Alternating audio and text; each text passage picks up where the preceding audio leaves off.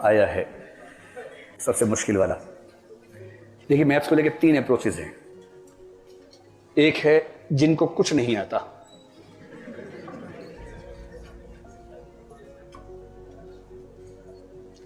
Plus चाहते भी नहीं। कुछ है इस कैटेगरी के लोग, इस मूड में आते हैं कि ना आता है ना सीखना है। अब बताइए, दम है तो पास करवा के दिखाइए हमें। तो वो इस भाव से आते हैं कि अगर आप में दम है तो पास करवा दीजिए हमें, वरना हम तो सोच के आए हैं। तो आप अपनी कैटेगरी सोच लीजिए। दूसरा है आता है, वो भी ठीक से आता है, ठीक है। और तीसरा थोड़ा थोड़ा आता है।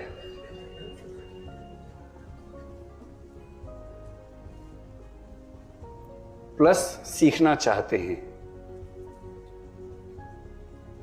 देखिए, लर्निंग के प्रोसेस में एक बात यह भी होती है कि काम आएगा नहीं आएगा से ज्यादा महत्वपूर्ण है कि आता है। जैसे अंग्रेजी में जो टीचर आपको पढ़ाने वाले हैं उनसे मैंने कहा कि क्वालिफाई कर लेंगे वो तो हो ही जाएगा, क्वालिफाई तो बहुत बड़ी चीज नहीं है, लेकिन ये कॉन्फिडेंस की भाषा आती है। अंग्रेजी में कुछ पढ़ें तो आसानी से समझ में आए, बोल सकें, ऐसा कुछ होना चाहिए। तो आप में से कुछ ऐसे भी होंगे कि मैथ्स बेशक परीक्षा में काम नहीं आएगा, लेकिन इसी बहाने थोड़ा सीख लेते हैं। अच्छा है, आना चाहिए, डर क्यों रखें उसका। अभी तो आप हीरो बन के बोल देंगे नहीं आता नहीं सीखना है। आज से 10 साल बाद जब आपके घर में चुन्नू मुन्नू होंगे ना, जब वो स्कूल जाने लगेंगे, पेरेंट्स का सम्मान नहीं करते बिल्कुल भी। वो बोलेंगे पापा स्कूल में, मम्मी आज स्कूल में एलसीएम सिखाया, आपको आता है? मम्मी कहेंगे नहीं बेटा मुझे नहीं। मम्मी बन गई, दिमाग है नहीं। ऐसे बच्चे ऐसे बोलते हैं। आपने भी ये सब बोला होगा अपने घर में, आप भी ऐसे बड़े नहीं हो गए, ये सब बोल के बड़े हुए होंगे। तो सीसेट में नहीं आएगा, समझ में आएगा।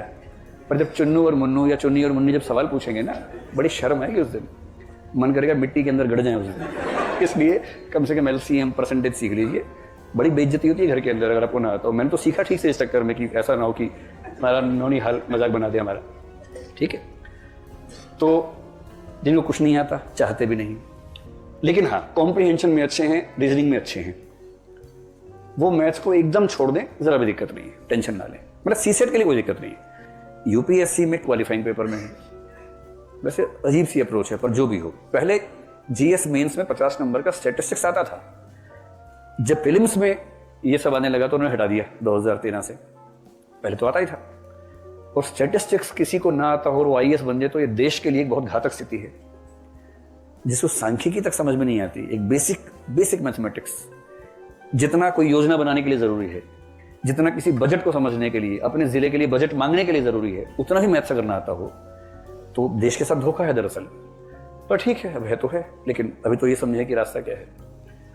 तो मैं ऐसे लोगों को सम्मान के भाव से नहीं कह रहा हूं, सिर्फ ये कह रहा हूं कि चलिए रास्ता ढूंढना है तो ढूंढ लीजिए, मैनेज हो जाएगा, बशर्ते आप इन 2 चीजों में ठीक हो। अगर इनमें भी ठीक नहीं है और तब भी आपने ठान लिया कि मैथ्स नहीं पढ़ेंगे, तो फिर आईएएस क्यों, पीसीएस भी अच्छा एग्जाम होता है और स्कूल टीचर भी अच्छा एग्जाम है, वो सब भी ट्राई कर सकते हैं। फिर आईएएस थोड़ा मुश्किल होगा। तो जिनके पास ये दोनों क्षमताएं ठीक हैं, वो ऐसी कल्पना कर सकते हैं। जिनको ठीक से नहीं आता ये सब, उनको मैथ्स सीखना ही होगा, कोई चारा नहीं है। मैथ्स में इस बार जो टीचर पढ़ाने वाले हैं आपको बहुत अनुभवी आदमी हैं। हमने इस बार सीसेट में पूरी टीम को नए सिरे से रीअरेंज किया है। एक लंबा चौड़ा डेमो सेशन रखे जिसमें मैं खुद पार्टिसिपेंट रहा। मैं 2011 में सीसेट पढ़ा चुका हूँ, मैथ्स भी पढ़ा चुका हूँ, रीजनिंग भी पढ़ा चुका हूँ, मेरा बड़ा प्रिय विषय ये रहा।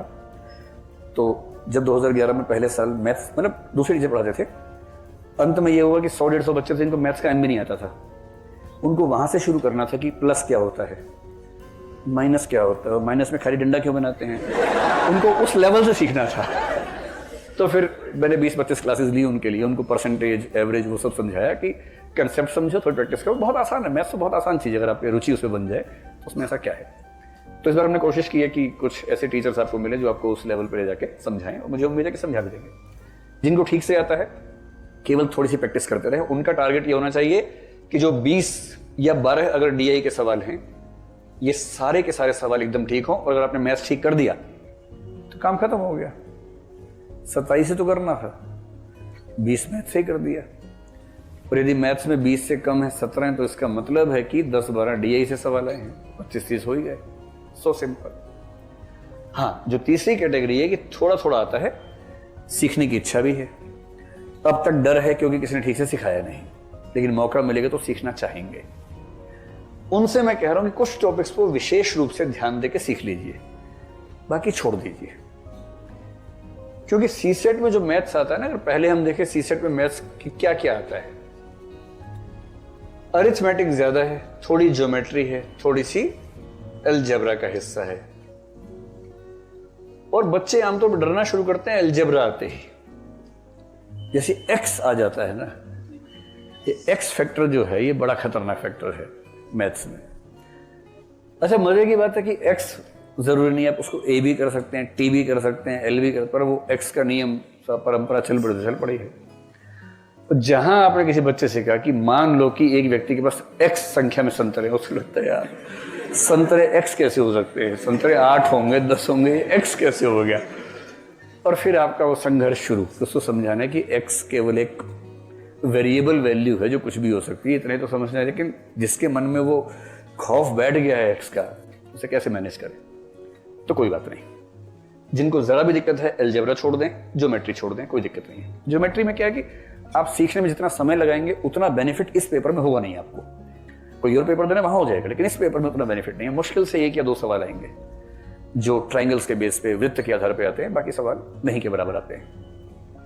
यहां तो आपको अरिथमेटिक के कुछ टॉपिक्स पे फोकस ठीक से कर लेना चाहिए। और ये मैं इसलिए कह रहा हूं कि अगर आपने ये टॉपिक्स पढ़ लिए तो आप डेटा इंटरप्रिटेशन अपने आप ठीक कर देंगे। और यदि पिछले साल की तरह उससे 10-12 सवाल आ रहे फिर से, वो बड़ी मजेदार चीज है, आसान भी है। अरिथमेटिक का सबसे पहला टॉपिक है नंबर सिस्टम। अरे नंबर्स के प्रकार कौन कौन से हैं, नंबर्स की रेंजेस क्या क्या हैं, माइनस को माइनस से गुणा करेंगे तो क्या होगा, माइनस को प्लस से गुणा करेंगे तो क्या होगा, ऐसे कुछ बेसिक रूल्स जिन पर बेस 1-2 प्रश्न आ ही जाते हैं। दूसरा जो सबसे महत्वपूर्ण है वो है एलसीएम और एचसीएफ। एलसीएम एचसीएफ का सवाल ये कह के नहीं आता कि मैं एलसीएम का सवाल हूं, लेकिन उस सवाल को देख के आप समझ जाते हैं कि एलसीएम का सवाल है, और जैसे ही एलसीएम निकालेंगे इसका उत्तर निकल जाएगा।